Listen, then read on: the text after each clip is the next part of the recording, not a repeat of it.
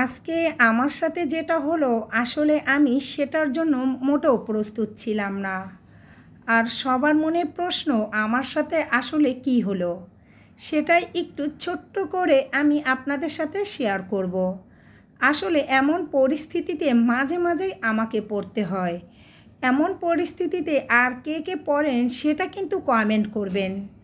আর সেই পরিস্থিতিটা কি সেটাই আপনাদের সাথে একটু শেয়ার করব। আসলে আজকে সকালে নাস্তা বানাতে গিয়ে দেখি একদমই গ্যাস বন্ধ হয়ে গেছে। বলেন তো সকালবেলা যদি এমনটাই হয় দিনের শুরুতে, তাহলে বাকিটা সময় কিভাবে যাবে? মনটাই খারাপ হয়ে গেল, কি আর করব। তারপরে কারেন্টের যে ইঞ্জেকশন চুলায় ওখানে নাস্তা বানিয়ে নিলাম। তারপরেও ওই যে আমাদের সিলিন্ডার গ্যাসের বোতল ভরে দেয়, ওনাকে ফোন দেওয়ার পরেও ফোনে পাচ্ছিলাম না। ভাবছি আজকে মনে হয় দুপুরের খাবারটাই হবে না। যাই হোক, আমি ইঞ্জেকশন চুলায় একটু রান্না করতেছিলাম, যে সময় কিন্তু চলে যাচ্ছে, কারণ দুপুরের সময় চলে আসতেছে।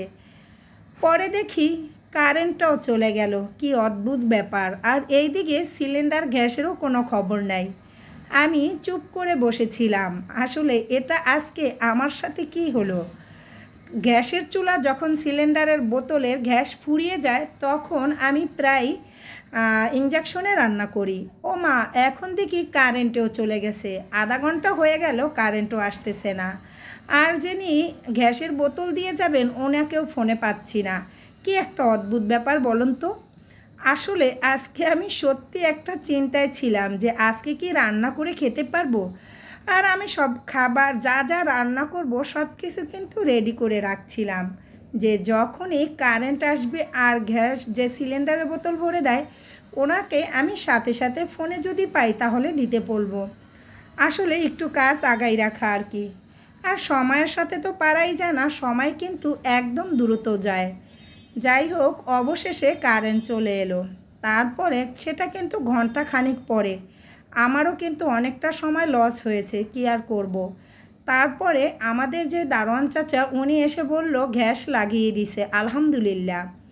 তারপরে তাড়াহুড়ো করেই রান্না বসিয়ে দিলাম। আর এই দিকে কিন্তু ইঞ্জেকশনেও ভাত বসিয়ে দিলাম, কারণ এমনিতেই লেট হয়ে গেছে। তাই এই দিকে আর দুই দিকে করেই রান্না করতেছি, যাতে রান্নাটা খুব তাড়াতাড়ি করে শেষ হয়ে যায়। আর কি করব, এমন অবস্থা মনে হয় যারা আমার মতো সিলিন্ডার গ্যাস ব্যবহার করেন তাদের কিন্তু এমনটা হওয়াটাই স্বাভাবিক, কারণ এটা কখনো দেখা যায় না যে কতটুকু শেষ হয়েছে। আর সিলিন্ডারের যে বোতলটা আমাদের বাসার নিচেই থাকে, তাই বুঝতেও পারি না কখন শেষ হয়। আমি আর সিলিন্ডার গ্যাসের বোতলকে আমি অনেকটাই ভয় পাই। যাই হোক, এটা আমার প্রতি মাসে একবার অন্তত হবেই, কারণ যখনই গ্যাসের বোতল শেষ হয়ে যায় তখনই আমার এই পরিস্থিতিতে পড়তে হয়। আমার মতো কে কে এই পরিস্থিতিতে পড়েন সেটা কিন্তু কমেন্ট করে অবশ্যই জানিয়ে দিবেন। তাহলে নিজে হয়তো একটু শান্তি পাবো যে আমি একা নয়, আমার মতো আরও আমার কিউট কিউট আপুরা আছে যাদেরও আমার মতো এরকম পরিস্থিতিতে পড়তে হয়। যাই হোক, আজকে কিন্তু অনেকটাই বগর করতেছি। আসলে কি হয় না হয় সব কিছুই আপনাদের সাথে একটু শেয়ার করার চেষ্টা করি। আর একটা কথা না বললেই নেই, আমার ভিডিওটা যদি আপনাদের কাছে একটুও ভালো লাগে, অনুরোধ রইল একদম একটা করে শেয়ার করে দিবেন আমার কলিজার ভাই ও বোনেরা। আসলে আপনাদের ভালোবাসা ছাড়া কখনোই আমি আগাতে পারবো না। তাই আপনাদেরকে পাশে নিয়ে আপনাদেরকে আমি নিজের পরিবার মনে করে সব সময় সাথে চাই, আর আপনাদের ভালোবাসায় আগাতে চাই। একটা পরিবার আমরা সবাই, আমি মনে করি।